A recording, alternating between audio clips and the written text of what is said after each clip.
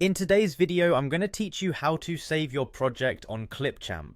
If you've just finished creating your video masterpiece on Clipchamp and are wondering how to save it, you're in the right place. Saving your work properly not only keeps your files secure, but also ensures you can easily access them in the future.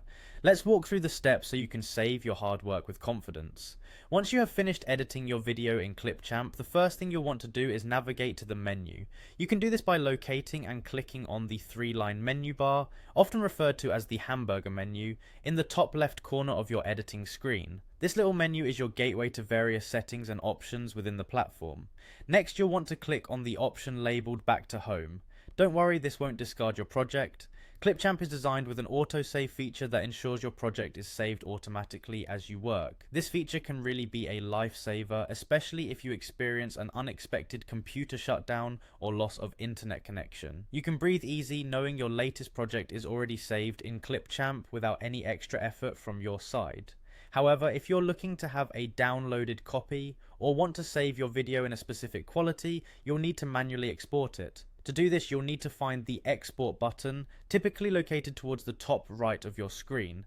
Click on it and you'll see a menu pop up with several options for different video qualities. Here's a tip. If you're unsure about which setting to choose, consider the purpose of your video.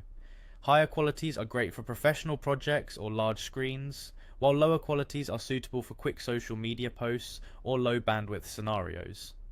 After you select the desired quality, you'll then opt to select a folder where you want to store your video. This step is straightforward but important, as it ensures you have your file exactly where you want it. A dialog box will prompt you asking you to select a folder. Navigate to your preferred location on your computer, and once you've made your choice, click on Select.